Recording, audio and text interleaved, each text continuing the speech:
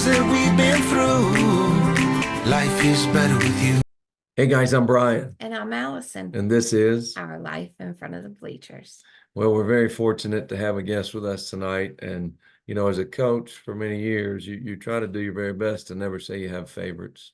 Just like a dad, you don't have favorites with your children. But as a coach, and she'll attest, many times we feel as though they are our children because we spend so much time with them. But this is definitely one of my favorites. And, when I first was introduced to Kwesi, it was the first time I was introduced to the team. And I remember it was during the school day and everybody was in the bleachers and there weren't that many of you, but there were several enough. And I was doing my spiel, saying whatever I had to say. And I know one of the things I said, guys, you didn't choose me, I chose you.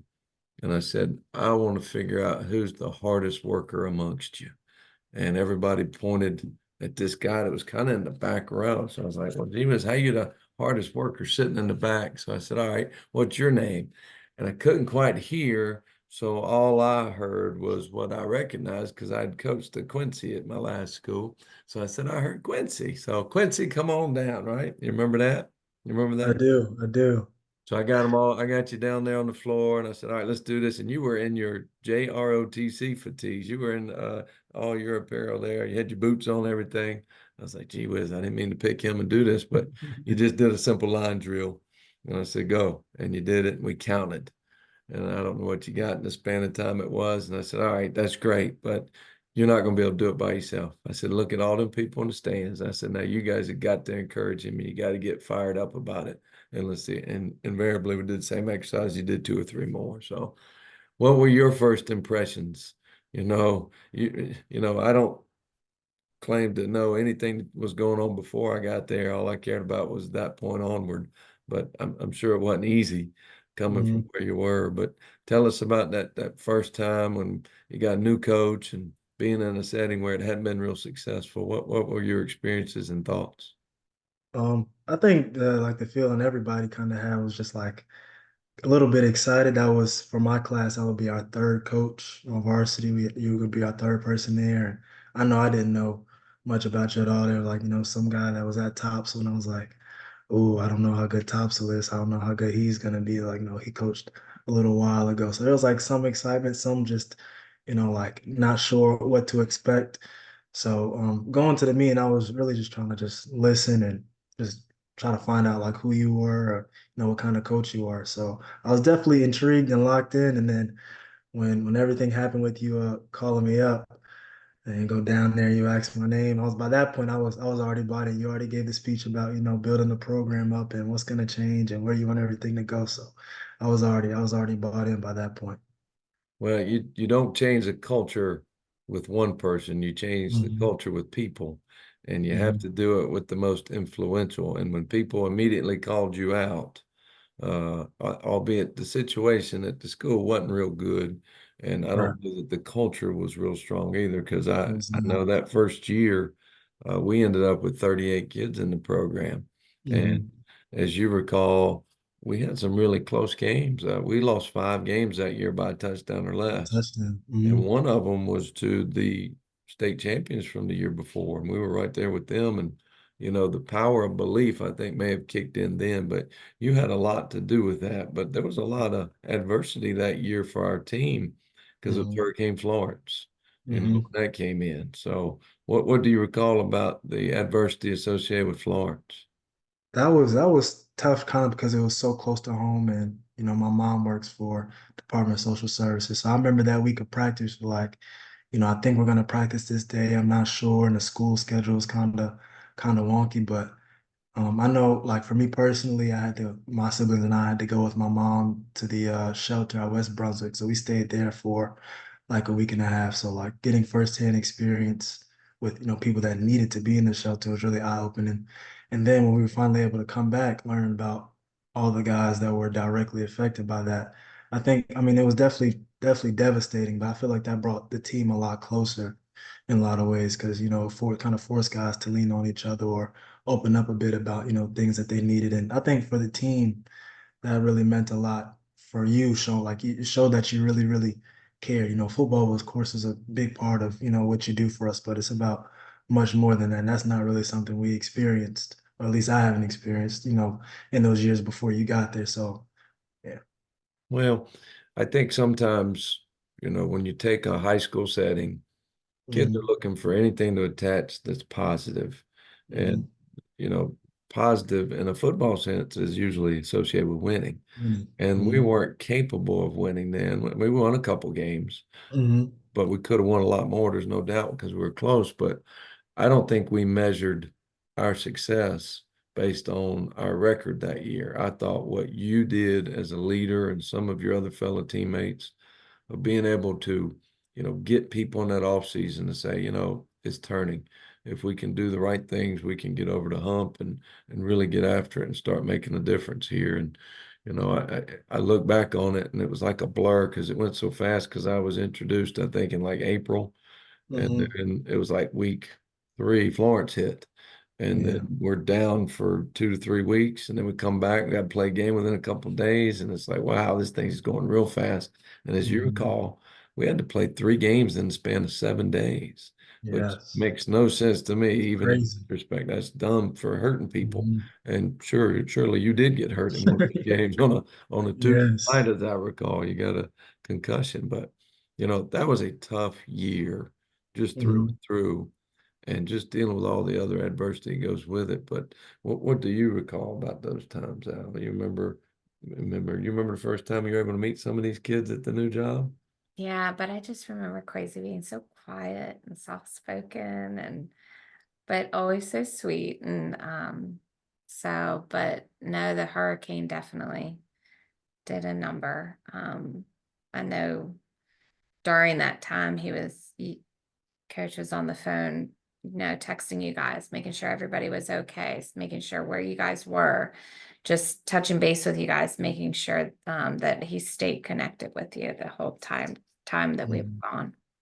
Yeah, it was tough because we don't live in the same community. We're 20 minutes away, so we felt a little disconnected, and I felt helpless on many fronts. But I know you guys did too. So, how did you stay positive, not just during Hurricane Florence, but how did you Hmm. stay positive in all those adverse moments when we weren't successful, when I was there, even before when you weren't Hmm. successful for? How did you find any hope in the future?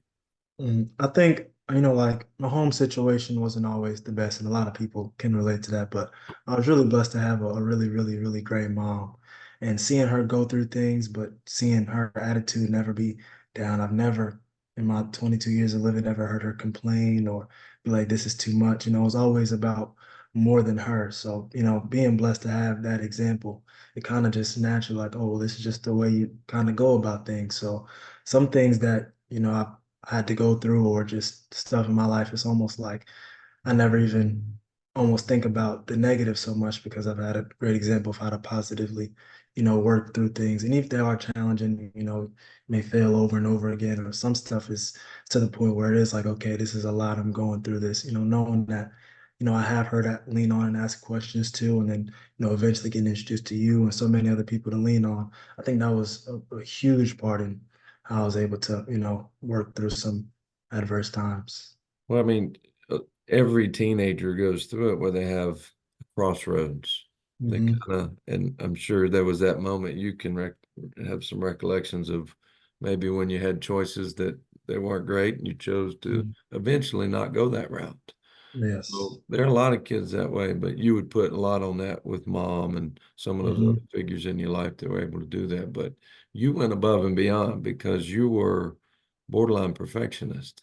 I mean, whether it was academics, whether it was taking on a job, whether it was football or other sports, you wanted to be a perfectionist and you wanted everything to be in order in your world. Hmm. And it was Hmm. almost to a fault because you would Yes. ask more questions than Like any anybody. philosopher known to man. It didn't matter about the play call, didn't matter about why do we do it? What about it's like crazy, just do what I want you to do, you or something. So you're very cerebral, and many times I think, those qualities are what gonna drive you and have driven you to be such a successful young man. So let's go into the next year. Hmm. We try to build an offense around the strength, which was you, the running back. But everybody told me before, it's like you might want to make this guy a quarterback. And I really thought about it going into that offseason. But there was one thing that was, I couldn't remember what it was. It was, oh yeah, you couldn't throw a lick. You were terrible. You couldn't throw it 4 yards without tripping over yourself. It was brutal. But you would have been a quarterback, I think, running the option had it not been for such an ugly. I couldn't fix that. You remember those moments, don't you? I do. I still, even when we're in practice now, we throw the ball back to the kickers. They spot the ball when we're going through. I still try to flick the booger every time. I still can't get it. You should have picked your nose more, I guess. So you get in that year two and got high expectations. We're thinking we're going to be pretty good, and invariably we get decimated with injuries Yes. in game one. Do you remember game one that year? We were playing on a field that was uphill. It was literally It uphill. was uphill. Yes. Half of it was on a baseball field, half of it was a football field, and it was like one went down. And then Then I turn another. around, we get you off the field, then turn around, and it's the next play. And then I think there was one more after that. It was So within a span of the first 6 minutes of the game, we lost our top three rushers. All like bang, bang, bang. We thought y'all all gonna be 1,000-yard rushers because y'all were really good. And you were the first one, you dislocated your shoulder. And Hmm. then before we get you off the field, another senior broke his Yeah. foot. And another one had torn his meniscus earlier in the week. And so it was just like, wow, bang, bang, bang. What do you recall about that? What were the thoughts when you were going through that initial injury? I think I was really just shocked. Up to that point, I never had a injury, that severe. I've had, like, roll an ankle or whatever, but that was the first time, like, like trying to, get up and shake it off, and like, oh no, you have to sit and wait for a moment. I was like, oh wow, like, this might be serious. And then the first thing I remember you running over there, I think the first thing I said was like, I'm sorry, coach, I'm sorry. I didn't even know what was going on yet. And then, after, when, trainers, walk me through, it's just the shoulder, you're gonna be fine. And I remember, on the cart, they're driving me around. And then I see you running back over to the field, and then it's Damon. I'm like, oh man, like this can't be good. So that was a rough first game, Your definitely. first games, both years were ridiculously rough because my very Yes. first game was in South Carolina oh, and we Mhm. played down there. they were not nice. No, and Oh I yeah. remember demanding to get thrown out of that game because you came I over remember and that. you remember you came over and said, Coach, Yes, because you were, saying, so tell yeah, me you were what you getting on recall us. about that one. What do you remember that one? Well, you're strict with the, no trash talk, win the right way. And a couple of us, including myself, would kind of draw back and forth for the team. And you're like, like, why? And then you let you know they were saying some, not so nice things. And then you started getting heated enough. I was like, oh, we got a, whole coach back now. So yeah. Well, that was when race comes into it and those Mhm. derogatory terms that came from that thing. When you came to me, it'd be one thing if, a couple of knuckleheads were saying something was said, but you came to me, I said, it's doggone truth. So I went out there and told the official, you're going to Yes, you throw me out did. of this game. You're going to throw me out of this game or you're going to do something about it. But that was the first one. And then that next year was the first one. And there you go, Mhm. bang, bang. So Went first back to games, back they scared the mess out of me nowadays because of that. So because of that.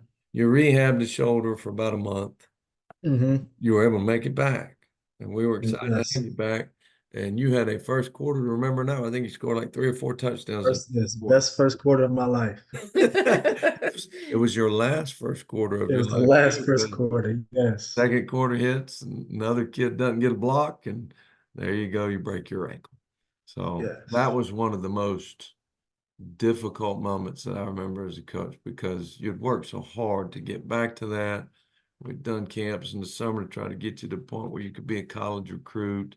We'd taken Hmm. you to, schools in South Carolina, North Carolina, all over, and you just were destined to have such a great senior year. And I just felt your pain, and Hmm. you're laying on the field, and uh, I just put my head on yours, and I just felt so bad, and I still feel it to this day. I hate going to that place. I hate going to the Yes. other one that you got hurt because it's like post-traumatic stress for me because you're Hmm. to me like a son, and when you went down, it hurt. me something Mhm. awful, and I don't even want to go back to those places for sure. And Mhm. you probably don't either, do you? Not at all. Not at all. Mm. Well, you even, rehabbed it to the point where you were trying to get back towards the end of that season because we were still able to make it the playoffs in spite of all Mhm. those injuries and such, and we almost got close, but you just couldn't quite make it back to the field on time. But you Mhm. know, it turned out okay, and it didn't certainly go in what we thought would go in your direction, and having to Mhm. overcome all those injuries. In retrospect, what do you think those moments have done, not necessarily to you, but maybe for you?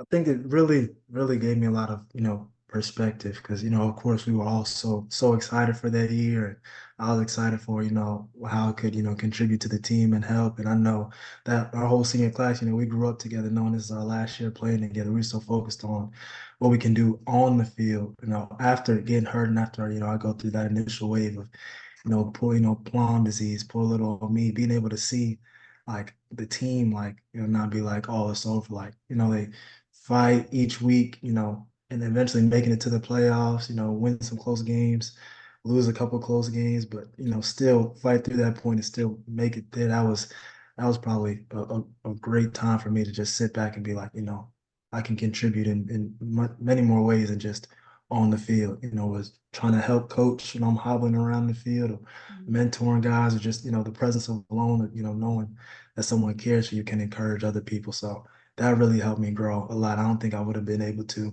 at least at that point in my life, been able to learn and experience that without that happening. Well, I just think your perseverance set the foundation for our program. And for most people, they don't know the difference, but uh, most of the schools in our conference had well over 1,000 more students than we did. Mhm. So we Mhm. were always up against the wall a little bit. So we were Definitely. always, y'all were playing both sides of the football. Mhm. You're a running Mhm. back and you're a defensive back and you're a returner and you're this. And that's the way it was. And that's the way it had to be to make it competitive. So the unfortunate part of that is it puts you twice as likely to get hurt and such. Mhm. So we were an extreme disadvantage. But what you were able to do, the character, the resolve, just the overall willingness to help everybody else. You Mhm. you're so important to the success that we have. Now we have the second best record over the last 5 years in this area. And it's Mhm. because of you, because we wouldn't have survived. I'd have been fired. I wouldn't have stuck around or whatever would have happened if it hadn't been for you. So you got Mhm. to know that I have a strong, you know, recollection of how much you mean or had meant to our Mhm. program while you were there. And you still do because you still come back, you talk to the kids. And what do you think you'd want your lasting legacy to be? The high school's already there, but where you Mhm. are now, what do you want your legacy to be in college? Mhm. I think now I'm kind of, it's funny how, you would always push me to, be a leader and be confrontational and all these types of things. And I would try, but kind of push back and struggle a little bit, but you'd always, push me to be there even when I didn't see it in myself. And then now I'm here now in college, it's like like I have to do, like that's the kind of the role I have to be in. So really just being, I find myself in the role being a leader, on the field, being vocal, having to be loud, being confrontational when it's necessary, but also really like serving others and being there for others and doing the things that others may not see. And that started with you. Like that, I didn't really think of being a leader in that way, but I remember you would have the leaders, and when we ate on game day, we'd serve everyone else, and then we eat. And I've really, as I've gotten to college, really kind of adopted that and really trying to make that who I am, not just doing it so other people see, but really trying to make that the person I am. And it also ties into my faith as well, serving and being there for others. And I think that has a great impact. So doing that, not because out of what you may get out of it or because you want others to look at you in a certain way, because you have a genuine care to want others succeed. I think that's what I would, love for people to remember me as. Well, I mean, even with your daily devotionals that you would share, they were words of encouragement, and I would share those with players who needed them. And Hmm. you can go ahead and relate to a lot of these young people who are going through whatever they're going through. So you've been a great mentor to many of our young people who have come through, and I know you're going to continue that mission as you go through life because that's Hmm. what you were born to do. you're such a great person, and you've had such a great influence. And I know she can probably attest after we've been together in the coaching circle for nearly 30 years.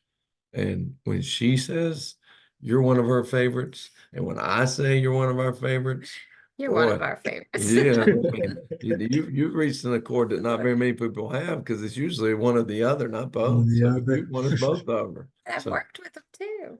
that's right. That's right. That's Yeah. right. Yeah. Yes, You cleaning the guys house. We worked together in the summer. That's right. You got Yes. another, idea of what they're about, but you need to run for president. President Kwesi, you need to go ahead and fix the world, that's for sure. But I'm just so proud of you and what you've certainly led to this point, what you've become, and I'm certainly looking forward to what you're going to do and what you have in store for the world after this. What kind of words of advice would you give to people coming into high school, or even people that you know are going through some tough times? What kind of words would you share with them to kind of give them hope in the future? Well, first, specifically for, I don't know if anybody that you coach will see this, but listen, just listen. Even if you don't think the advice really applies to you, at this time in your life where you think, oh, I'm good, I know what I'm doing, or you don't agree with it, or like just listen, just take in as much as possible, because at some point, at some time in your life, Coach Davis's voice is gonna pop back in your head. It's like, it makes sense now. So really listen and take in as much as you can, and really enjoy, being a kid in high school. I think something that I didn't really enjoy as much was just enjoying just, being around my friends, being in high school. I know, like, I had a job that I worked during the season. So, we'd have our week, practice. We'd have the game on Friday. I'd go work all day Saturday, and then, on Sunday, and then come right back. We have our week, for the next game. I kind of didn't really, not that I didn't enjoy it, but I didn't, not as much as I could have in the moment. Looking back, I'm like, so, really take the time to enjoy it. And then, hard times, it's never the end. Like, take things one day at a time. That's something I've definitely learned in college, because it's like it's a whole nother world, and sometimes it feels, the weight of the world is on your shoulders. Like, I don't know how I'm gonna make it through this, and luckily it's never as bad as it actually seems in that moment. So take things one day at a time. Don't be afraid to reach out and ask for help. There's people that are there for you, that are trying to instill wisdom, or encourage you. Don't be too prideful that you can't reach out. So Well, I mean, you're just an amazing person. You got amazing words, you got amazing actions, and I just look forward to your amazing future. What is your future, you think, in the next 5 or 10 years? What do you see yourself doing? well, the plan is to, apply to dental school after this year. So if I'm blessed enough, I'll be in dental school right back in North Carolina. So, Yeah. sir, I'll be there for a good while. You'll probably really want to get into my mouth. All those words that have been spoken and yelled at you, you'll be like, I'm gonna knock them teeth out. I can't Yes, wait. I'm waiting for the day. You need an extraction. There we go. I'm gonna have a root canal every week just because. Every week. Well, buddy, I'm very, very proud of you, and I thank you for coming on with us. And Thank you. we love you, man. We really do. And we keep up. You'll text me or I'll text you, and I hope that goes on forever, because you are special to me, and you have a special place in my heart. And you know that if you ever need anything, we're here for you. But we're proud of you, and we're looking forward to you doing some great things. Any Thank parting you. shots? Say it again. Any parting shots you'd like to throw? I do. I really just want to thank y'all. Like, I've noticed, like, when y'all first got there, that was the first time we really had coaches that are really invested, to that level. And I've noticed, like, as close as we are, like, not every player and coach are that close. And I was really, blessed. And you two are the first I've seen. Like, you guys are a team. It's not like the coach does his thing and then, the wife does her thing. Like, you guys are really, you guys really help each other go. And the kids see that. Like, even when I came back, that one time I just came back from Jersey, I come to the practice, and Mama Davis is out there making pancakes, getting the fruit out. I'm like, oh, this is amazing. You guys really love and enjoying that. You guys loving each other and helping each other really rubs off on the kids. I don't know if you guys notice how much it does, but that even encourages me. Like, one day I want to, have a household where, I care for my kids and have a wife that helps me with whatever we're doing. So I really appreciate you. Thanks. Well, I think that may be unintentional. We do love each other, and I think she just likes to be there just to make sure I'm doing stuff right. But she's the chocolate cake queen after those wins. So everybody loves Yes, to see when she shows up on Monday, and then she actually yes. show up on Tuesday this week with pizza because we got the shutout. So been a There good we week. go. Been a good week. Well, buddy, we love you and we appreciate you being on, buddy. Love you too. Yeah. Hey guys, this is our Life in front of the bleachers. take care.